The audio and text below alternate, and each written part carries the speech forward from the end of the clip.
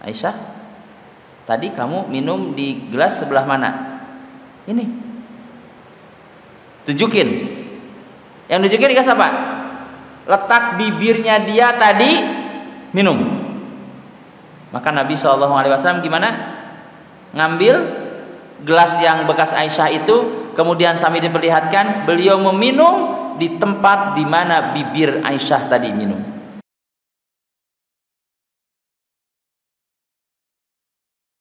Bismillahirrahmanirrahim. Assalamualaikum warahmatullahi wabarakatuh. Alhamdulillah, alhamdulillahilladzi an'amana bi ni'matil imani wal islam. Asyhadu an la ilaha illallah wahdahu la syarika lahu wa asyhadu anna Muhammadan abduhu wa rasuluhu la nabiyya wa la rasula ba'da. Allahumma salli wa sallim wa barik ala Muhammadin wa ala alihi wa ashabihi wa man tabi'ahum bi ihsani ila yaumil qiyamah. Allahumma inna nas'aluka hubbaka wa hubba man yuhibbuka wa hubba amalin yuqarribuna ila hubbika. Allahumma la sahla illa ma ja'altahu sahla wa anta taj'alul hazna idza syi'ta sahla. Shadaqallahul adzim wa shadaqa rasul karim wa nahnu insyaallah ma'asyahidin. Bapak Ibu jamaah yang dirahmati Allah Subhanahu wa taala, bersyukur kita kepada Allah biqaulina alhamdulillahirabbil alamin. Malam hari ini kita dipertemukan kembali oleh Allah di tempat ini. Dalam situasi dan kondisi alhamdulillah kita dilimpahkan kesehatan. Shalawat dan salam semoga Allah Subhanahu wa taala senantiasa melimpahkannya kepada qudwah hasanah kita, yakni habibana wa nabiyana Muhammad sallallahu alaihi wasallam. Ma'asyiral muslimin jamaah yang dirahmati Allah, di kesempatan malam hari ini kita akan sama-sama melanjutkan kembali bahasan kita tentang nasihat terhadap para suami. Sudah nasihat keberapa Pak? Sudah banyak ya? Nah, sudah banyak lah pokoknya nasihatnya. Baik. Apa selanjutnya yang dinasihatkan oleh Rasul SAW dan para ulama kepada kita para suami? Kalau kemarin kita sudah bahas kaitannya dengan mencari nafkah, sudah kita bahas seperti itu. Malam hari ini para suami kita dinasehati oleh Rasul SAW, oleh para sahabat, tentang akhlak kita bergaul dengan istri kita. Apa yang menjadi pokok bahasan kita ketika berbicara tentang masalah tampilan? Apakah kemudian gaya rambutnya? Apakah kemudian gaya berpakaiannya? Pak, biasanya kalau untuk urusan-urusan kerapihan dalam berpakaian, dalam berdandan, potongan rambut, sing banyak nuntut, yang harus melakukan itu siapa? Istrinya apa suaminya? Istri ya. Nah istrinya kudu ini, pokoknya istrinya orang berhias itu seolah-olah musibah besar, seolah begitu ya. Akan tetapi ternyata ini nasihat bagi kita para suami. Berhias, kalau sebutkan berdangdan kan laki-laki nggak pas ya. Berhias itu ternyata bukan cuman tugas istri. Ya ngapunten, Bapak berangkat ke sini pada berhias dulu nggak? Insya Allah ya, kelihatan nih peci, baju sama sarungnya matching. Berarti kan memang berhias itu kan. Sing repot kan kalau nggak matching itunya seperti itu ya. Nah, ternyata ini ada kisahnya nih Pak. Jadi jangan menyepelekan berhias. Jadi kalau seandainya kita para laki-laki ketika melihat istri-istri kita itu enggak ora gelem dandan ala kadarnya, rambut awut-awutan, baju ora setrikaan, badannya kemudian umpamanya kurang wangi, kira-kira seneng enggak? Ora Pak? Yakin? Sesungguhnya sebaliknya juga, istri kita itu kalau lihat, mohon maaf ya, rambut ora rapi, jenggot ora rapi, kumis ora rapi, baju juga asal gitu kan, kemudian badannya enggak wangi, itu kondisinya sama dia juga gak seneng ya. Nah ini mohon maaf nih kalau ada yang kesindir ya, mohon maaf ada kesamaan peristiwa gitu, aku bener nih gitu. Ini pernah terjadi di zaman siapa? Pernah terjadi di zaman Umar bin Khattab. Jadi Umar bin Khattab pernah bersama seorang wanita, yang mana wanita ini kemudian menuntut cerai kepada siapa? Kepada suaminya. Dan ketika dia menuntut cerai kepada suaminya ini di hadapan Umar bin Khattab, suaminya hadir bersama dengan wanita ini di hadapan Umar bin Khattab.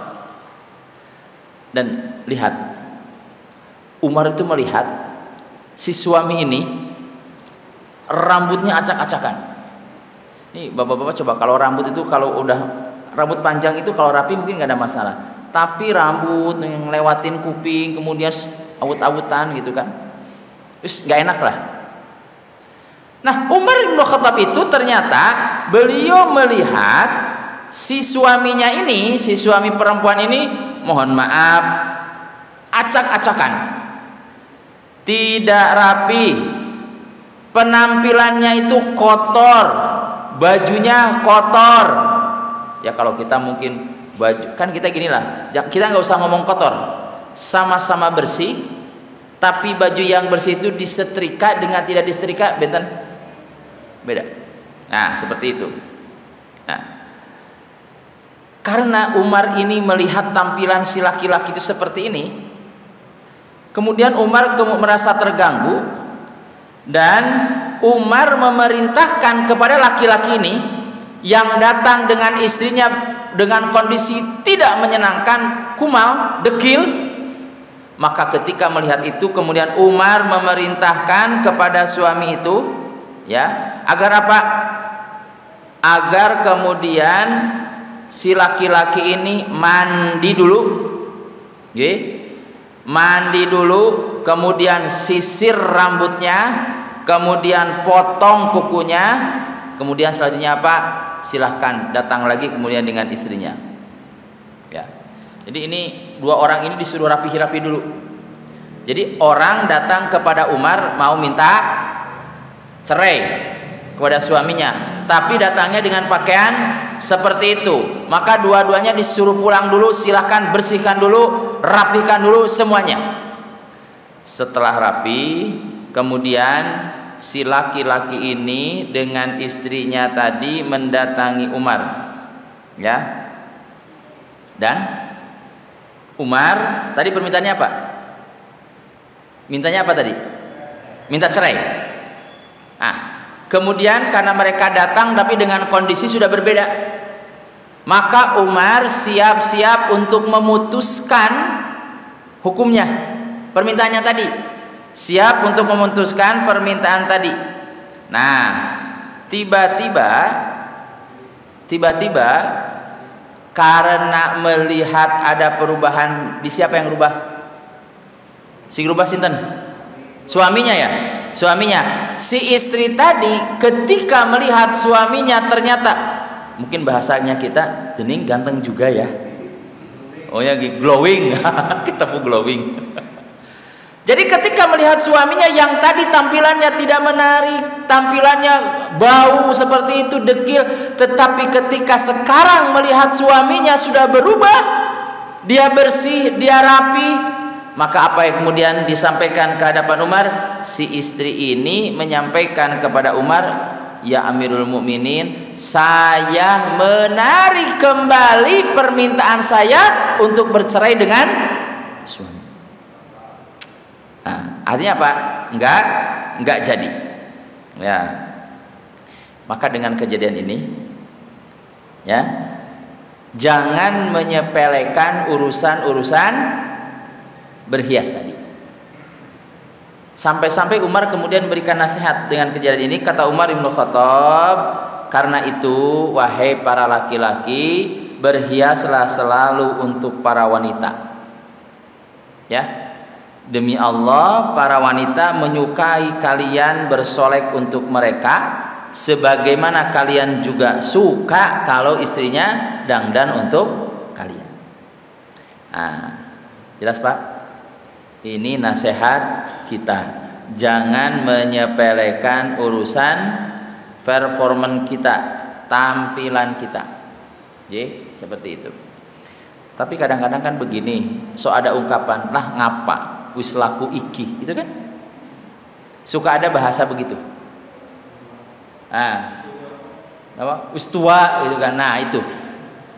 Ya, ini ungkapan-ungkapan yang biasanya muncul seperti itu. Baik.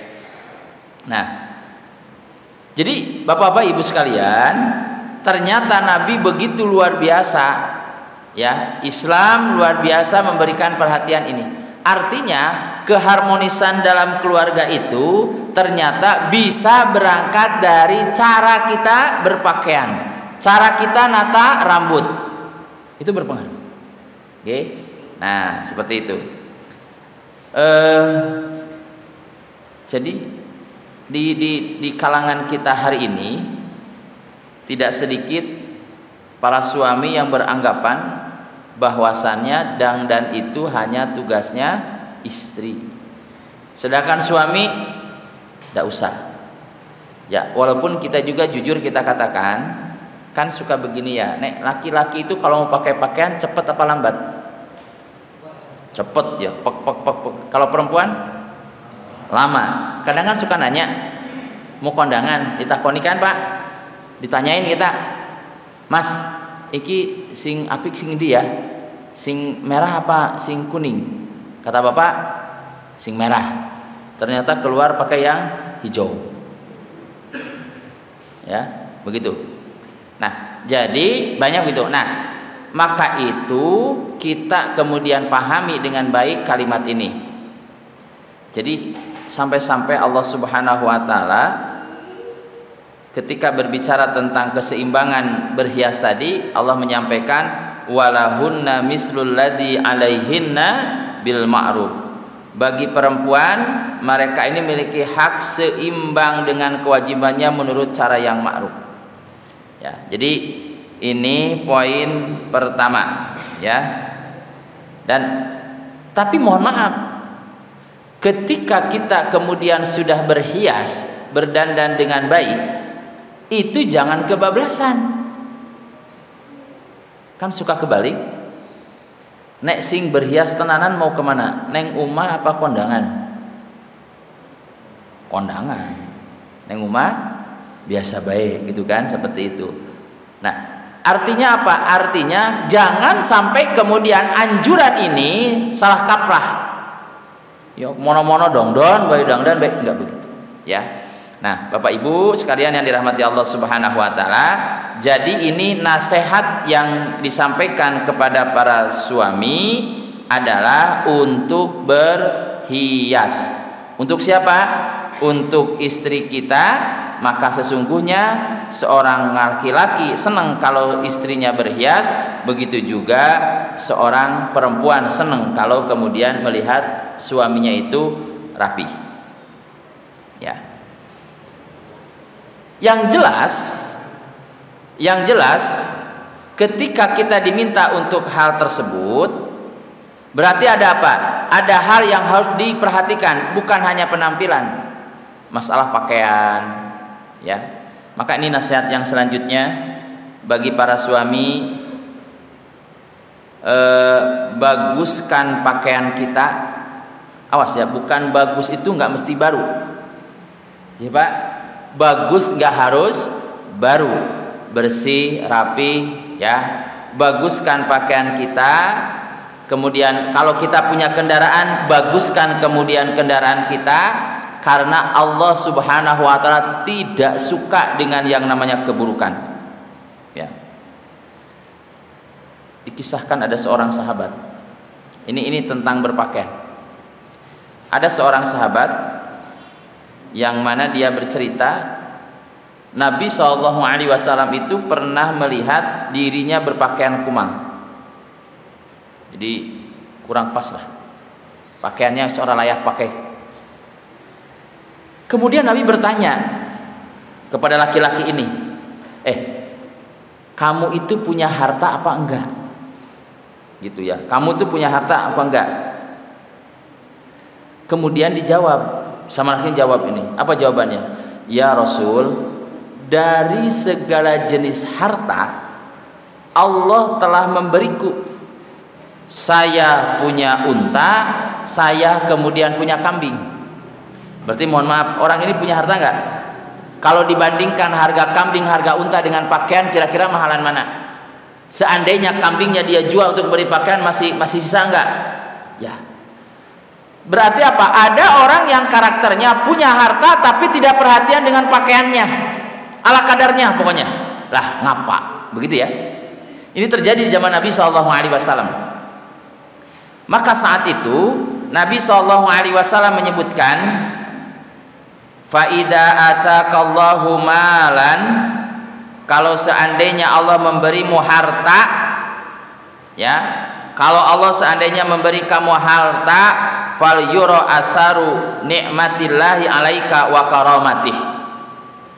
Kata Nabi SAW, seandainya Allah Subhanahu wa taala memberimu harta, maka tampakkanlah nikmat dan karunia Allah itu pada dirimu. Tadi dia orang ini diberi kenikmatan harta, maka tampakkan kemudian kenikmatan harta itu dengan pakaian yang baik. Kalau Allah memberikan kenikmatan harta, maka tampakkan kalau kita ini punya kendaraan yang baik. Tetapi mohon maaf, jangan kemudian terjerumus kepada dengan alasan ini. Dino-dino setiap minggu tuku baju anyar, ya nggak pas juga. Bapak Ibu sekalian yang dirahmati Allah, artinya dari apa yang terjadi di kasus ini, ya, yang diingatkan oleh Rasul SAW, orang yang berharta, orang yang punya harta, tetapi kemudian tidak menampakkan kenikmatan hartanya yang diberikan oleh Allah tadi, maka dari sini kita bisa mendapatkan satu pelajaran penting, bahwasannya suami atau laki-laki yang berpakaian buruk itu adalah keburukan, ya. Jadi berpakaian tidak layak itu sebagai keburukan, ya. Kalau seandainya ada orang yang mengatakan kepada kita kata-kata yang mengatakan Anda orang yang buruk, kira-kira enak kan dengernya? Ya, itu nggak enak. Maka berpakaian yang buruk itu adalah sesuatu yang tidak mengenakan, ya. Maka dalam hal ini kita harus memperhatikan aspek ini. Kaitan dengan yang pertama tadi berhiasnya, kemudian yang kedua adalah kita diminta untuk membaguskan apa yang kita pakainya. Seperti tadi, kalau tadi kan tampilan ya, rambut, badan bersih. Yang ini yang kita pakai, ya, seperti itu. Baik. Nah, Bapak Ibu sekalian yang dirahmati Allah, maka hal yang paling penting bagi kita ketika kita punya pakaian yang baik tadi, ya, pakaiannya sudah baik tadi, seandainya kita memiliki pakaian yang baru kita pakai, bismillah, pastikan pakaian itu kita gunakan pertama untuk sholat, ya. Coba kalau saya tanya, bapak-bapak punya berapa potong baju di rumah? Coba dihitung, baju mana, ada nggak baju yang belum pernah dipakai untuk sholat? Ya, ada nggak? Saking banyaknya pasti ada, ya, seperti itu. Nah, kenapa berpakaian kemudian tarik ke dalam sholat? Coba, kalau seandainya kita beribadah, ya, beribadah, pakaiannya bersih, datang ke masjid, badannya wangi, kemudian tampilan wajahnya, tampilan badan juga baik, maka insya Allah ini akan menjadi penyemangat dan kebaikan bagi orang-orang yang hadir juga. Jadi ada efeknya kepada orang lain ya, seperti itu. Baik. Ini yang kedua. Jadi tadi yang pertama berhiasnya, yang kedua berpakaiannya, kemudian kendaraannya. Ini ternyata perhatian banget ya Nabi itu. Coba yang sekarang diberikan kenikmatan oleh Allah berupa motor. Ada nggak yang motornya sampai dengan hari ini nggak pernah dicuci? Dekil banget. Konon katanya kendaraan itu menggambarkan kepribadian orangnya. Naik kendaraannya kotor, mungkin orang jauh pribadi orangnya seperti itu. Jadi diperhatikan ini. Kenapa? Karena ini adalah nikmat yang diberikan oleh Allah Subhanahu wa taala kepada kita. Ya, seperti itu. Baik. Bapak Ibu yang dirahmati Allah Subhanahu wa taala. Ini adalah aspek yang harus kita perhatikan bagi para suami. Ya. Baik.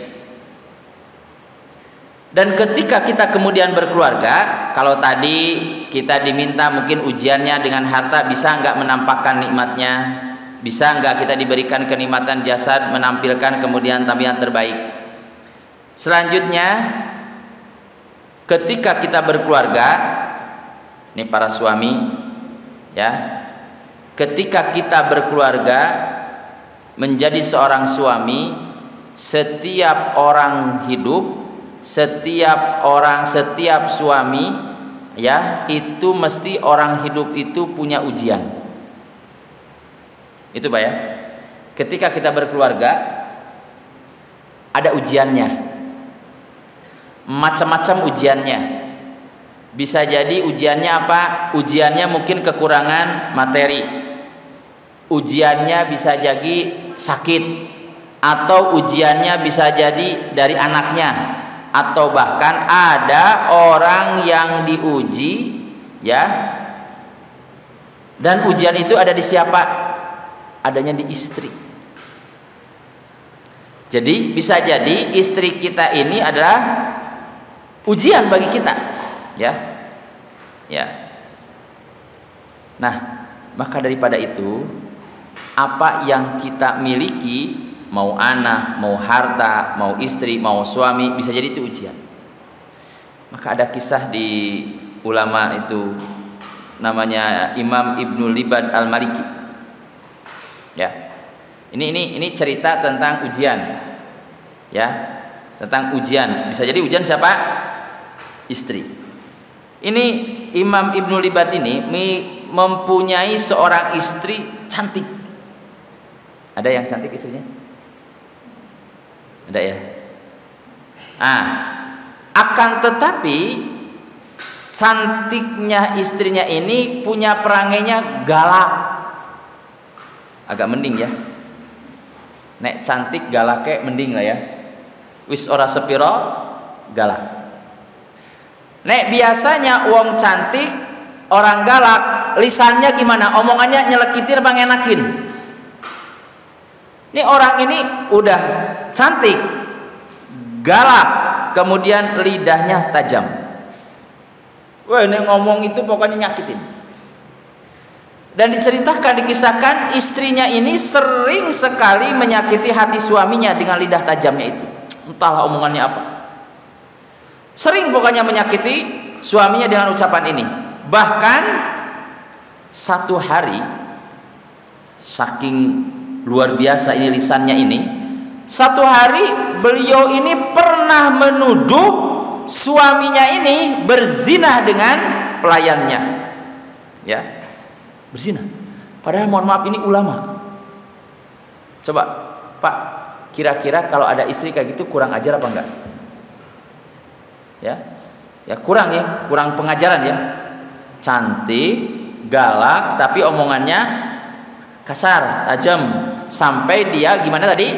Memfitnah suaminya untuk meminta suaminya berzina dengan pelayannya. Tapi orang-orang itu tahu kalau si laki-laki ini, si suaminya nggak mungkin melakukan itu, Karena mereka paham betul yang buruk perangainya itu bukan si suaminya, tapi yang buruk siapa? Istrinya. Kira-kira di kita ada yang kayak gitu nggak? Kue bojone seorang mungkin, suaminya nggak mungkin, paling kue lah, bisa gitu. Nah, baik. Nah, karena orang itu tahu kalau perilaku buruk si istrinya, sampai-sampai semua orang di lingkungan itu kemudian menyarankan kepada laki-laki ini apa sarannya? Udahlah, cantik sih memang cantik, cuman itu loh omongannya itu, cantik sih cantik tapi galak. Udah, nggak ada kebaikan yang ada dalam diri perempuan itu, kamu ceraikan saja dan engkau nikah lagi. Nih ngapunten, kalau saran itu sampai kepada panjenengan, kira-kira panjenengan iya atau tidak? Hah? Iya apa tidak Pak? Punya istri galak, fitnah, orang-orang bilang, wis lah, guang baik, jenengan ceraikan nikah lagi. Kira-kira jenengan iya apa tidak? Iya. Ya, seperti itu. Nah, akan tetapi lihat jawabannya, ini hebat karena dia menyambi ujian ini. Siapa tadi? Ibnu Libad Al-Maliki ini, sang suami yang alim ini, ketika diminta oleh orang-orang untuk menceraikan saja istrinya karena perilakunya yang buruk tadi, apa dia bilang? Satu, kata beliau itu, saya khawatir kalau seandainya ia bercerai dari saya, ya, kalau seandainya istri saya ini kemudian bercerai dengan saya dan dia menikah lagi dengan laki-laki yang lain, dan suaminya itu kelak tidak sabar seperti saya, lalu itu akan menjadi fitnah bagi kaum muslimin. Mikirnya panjang Pak. Angel nyari bojo kayak gini, ya. Jadi bilang apa?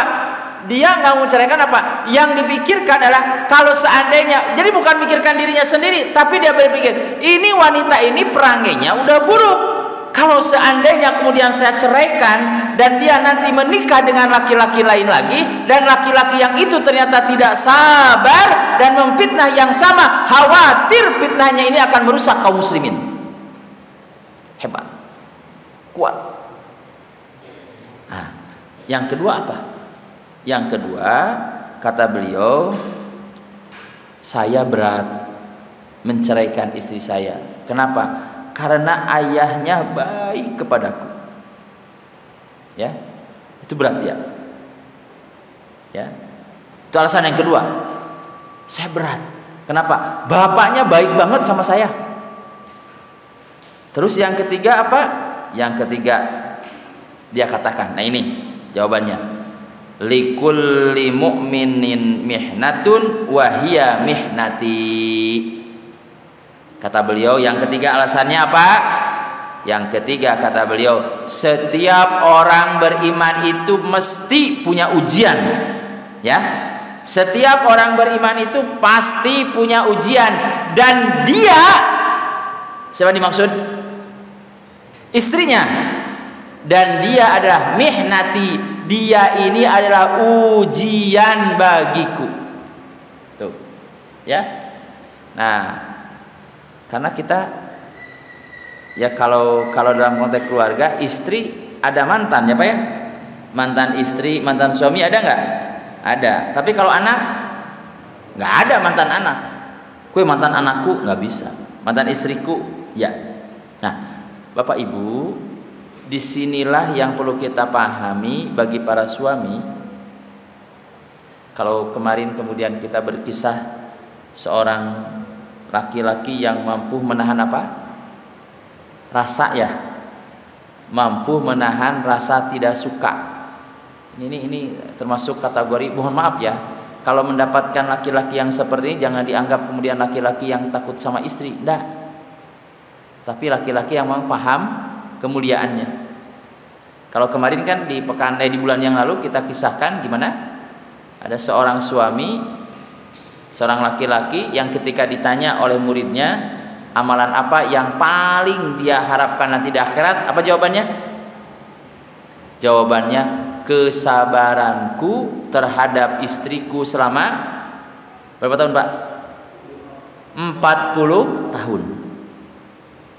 Ini ngelola rasa. Jajal, Pak. Ada sesuatu yang tidak disenangi dari istri kita, tidak pernah terungkap, tidak pernah disindir selama berapa? 40 tahun. Coba ukuran kita angel.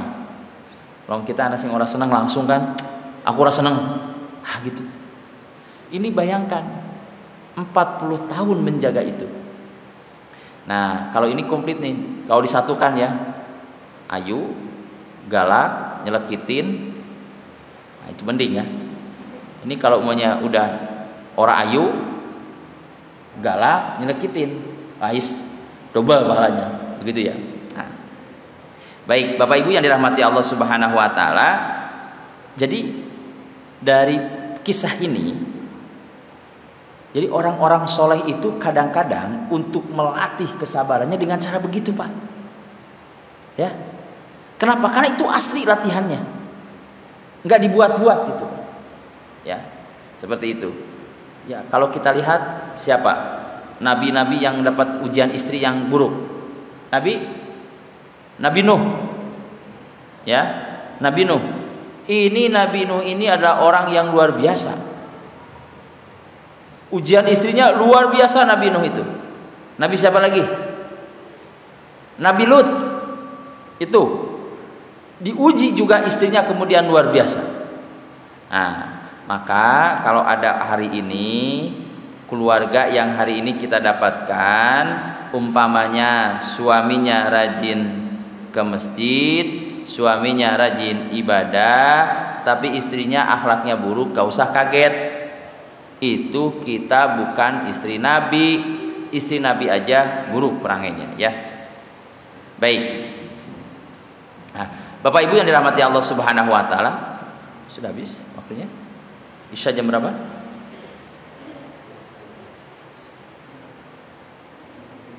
Belum.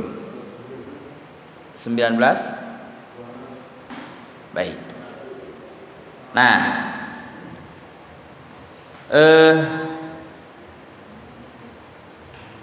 tadi sifat yang ketiga tadi apa? Sabar terhadap ujian istri. Baik. Bapak Ibu yang dirahmati Allah Subhanahu Wa Taala, di dalam keluarga ini sifat yang selanjutnya yang harus kita hadirkan sebagai seorang suami. Gini, hadirkan di keluarga itu, kalau tadi kemudian sabar dengan ujian istri, yang kedua hadirkan romantisme ya Pak ya. Tetapi catatannya begini, di keluarga itu kalau orang yang pelit dengan romantis itu susah bertemu ya. Suaminya romantis, bojone pelit, orang ketemu. Atau sebaliknya, janjane bojone ngalap romantis, ngajak apa? Ngajak makan di restoran. Bu, yuk perayaan ulang tahun pernikahan. Ngapa Mas? Makanlah di restoran. Nang di sana. Oralah larang. Ketemu ora? Enggak ketemu. Ya, malah padu bener maksud. Jojo pengalaman sungguh ya. Itu orang pelit dengan orang romantis itu dalam berkeluarga bakal ketemu, susah ketemunya. Ada hal yang menarik, kisah Hindun ini siapa? Istrinya Abu Sofyan. Beliau datang mengadu kepada Nabi SAW. Apa aduannya? Hindun mengadu karena Abu Sofyan itu orangnya pelit. Ya, jadi zaman Nabi ada tuh laki-laki yang pelit, sehingga dia bilang kepada Rasulullah SAW, ya Rasulullah, sesungguhnya Abu Sofyan itu seorang laki-laki yang pelit. Dia tidak memberikan nafkah kepadaku dan kepada anakku yang cukup, kecuali yang saya ambil darinya tanpa sepengetahuannya. Apa kasusnya nih? Apa kasusnya? Hindun ngambil harta punya Abu Sofyan tanpa seizinnya. Jadi seorang istri ngambil duit laki suaminya boleh nggak tanpa izin? Boleh nggak Pak? Boleh. Kalau suaminya pelit. Nek suamina gaji wis diwae apa duwe ada yang harus diambil. Kowe berarti si bojone sing rakus. Ya, itu. Nah, maka mendengar itu Nabi SAW, apa yang disampaikan Rasulullah SAW, khudi ma yakfika wa waladika bil ma'ruf. Udah, ambil apa yang menjadi kebutuhanmu dan anak-anakmu sebanyak yang bisa untuk mencukupi kebutuhan itu. Boleh? Seperti itu. Ini maka kalau dari sini berarti jadi suami harus apa? Harus romantis dan jangan pelit. Ya, itu setannya. Baik. Ada riwayat lain, saat Fatimah binti Qais bercerai dari suaminya, kemudian dia dilamar oleh 3 orang laki-laki yang hebat. Ya. Fatimah, bukan Fatimah putrinya Nabi, bukan. Cerai, wanita muda, banyak yang nyenang. Ada 3 yang datang. Siapa yang pertama? 1. Yang datang adalah Muawiyah bin Abi Sofyan. Ya, ini orang yang hebat. Tapi lihat apa saran Nabi SAW kepada Fatimah ketika mau dilamar oleh Muawiyah bin Abi Sofyan. Kata Nabi SAW, jangan terima lamarannya Muawiyah bin Abi Sofyan. Kenapa? Miskin. Berarti laki-laki Arab wani ngelamar kudu ada sing dibawa lah. Ya. Walaupun sebagai seorang laki-laki, wis Mas, sing penting danangan teka mari kumaha ora usah ngebawa Pak. Jangan. Tetap harga diri gini. Ini buktinya. Ya. Nabi melarangnya seperti itu. Ya. Ya. Nah, ini adalah contoh-contoh betapa kita kemudian para suami harus memperhatikan ini. Berapa tadi berarti? 1 aspek tampilan. Ya Pak ya. Perhatikan nih para suami, aspek apa? Tampilannya diperhatikan. Kalau seandainya kita senang ketika istri kita rapi, maka sesungguhnya istri pun senang kalau kita rapi. Kalau kita senang istri itu wangi, mereka pun senang kalau kita wangi. 1, tampilan. Yang kedua Pak, aspek kedua diperhatikan kalau laki-laki masalah pakaian dan kendaraan. Baguskan pakaian kita, baguskan kendaraan kita. Tapi mohon maaf, jangan sampai pulang dari sini ngomong ke istrinya, kata Ustadz kita suruh ganti kendaraannya sing apik. Bukan begitu. Diurus yang bersih, yang rapi, begitu ya. Nanti turun dilihat motornya pada bersih apa ora itu. Dah. Itu ya Pak ya. Kemudian terakhir apa? Yang terakhir, kita ketika menjadi seorang laki-laki jangan menjadi laki-laki yang pelit. Jadi laki-laki yang romantis. Saat nek kayak ngono ya romantis tuh mahal ya. Apa ya Pak? Romantis itu mahal. Lihat Pak, satu peragaan yang dicontohkan Nabi SAW. Nabi itu minum ya. Nabi minum di 1 gelas. Ini romantisnya ala Nabi. Minum ada 1 gelas, kemudian 1 gelas itu diminum oleh siapa? Aisyah. Aisyah minum. Kemudian ketika Aisyah selesai minum itu, selanjutnya apa?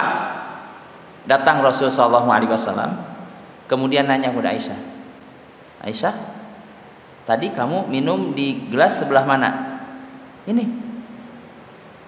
Tunjukin. Yang tunjukin di gelas apa? Letak bibirnya dia tadi minum. Maka Nabi SAW gimana? Ngambil gelas yang bekas Aisyah itu, kemudian sambil diperlihatkan beliau meminum di tempat di mana bibir Aisyah tadi minum. Pertanyaannya, panjenengan wes pernah kayak ngene ora? Orang gelasnya masing-masing sisi ya. Jadi ternyata romantis Nabi itu gayanya begitu. Ya. Jadi Nabi itu empatinya luar biasa. Kisah yang paling terkenal itu. Ini Nabi ya. Ketika Rasul SAW pulang ke rumah, Aisyah lagi ngapain? Sholat. Nabi SAW haus pulang masjid ke belakang, karena Aisyah lagi sholat. Ke belakang, kemudian ambil air, balik lagi ke depan. Pas balik ke depan, tinggal 1 atau 2 langkah lagi ke tempat duduk itu, Aisyah kemudian datang dan tanya, "Ya Rasul, engkau marah ya?" Enggak marah saya. Loh, kenapa ngambil air sendiri? Itu kan? Oh, saya kan ketika masuk tadi lihat engkau lagi sholat, maka saya ambil air ini. Baik ya Rasul, sudah, nih saya ambilin. Coba Pak, ngambil air 3 selangkah lagi mau duduk. Nek kita dikasihkan apa diomong? Rausah. Tanggung, seperak, nambah ngomong, mungkin gitu ya. Tapi lihat Nabi itu, ya Allah ya Rabbi, oleh Nabi SAW gimana? Diberikan air itu, gelas itu kepada Aisyah, kemudian Nabi duduk, diberikan. Tuh Pak. Jadi ternyata mohon maaf ya, tidak yang mewah-mewah. Baik Bapak Ibu sekalian yang dirahmati Allah, jadi ini pelajaran perbaikan bagi siapa? Para suami. 3 dulu Pak. Siap ya Pak ya? 1 apa tadi? Berhias, dandan. Perhatikan. Yang kedua, berbagus apa? Pakaian dan kendaraan. Yang ketiga, jangan pelit. Tanya, di sini ada yang pelit nggak? Ora. Insya Allah saya kira Bapak di sini nggak ada yang pelit. Buktinya apa? Dompetnya orang isi nih. Berarti serahkan kepada Baik, Bapak Ibu sekalian yang dirahmati Allah Subhanahu wa taala, ini mungkin yang dapat kita sampaikan pada kesempatan malam hari ini. Mudah-mudahan sedikit yang disampaikan ini menjadi manfaat bagi kita semuanya. Sedikit nanti kita review lagi Pak ya. Beberapa sifat ini mudah-mudahan bisa dipahami. Karena ini banyak, jadi kalau disampaikan nanti bawa muntah gitu ya. Jadi kita sedikit demi sedikit. Itu Pak ya, disampaikan. Terima kasih atas segala perhatiannya. Mohon maaf kekurangan. Kita akhiri dengan kalimat hamdalah. Alhamdulillahirabbil alamin. Subhanakallahumma wa bihamdika asyhadu an la ilaha illa anta astaghfiruka wa atubu ilaik. Assalamualaikum warahmatullahi wabarakatuh.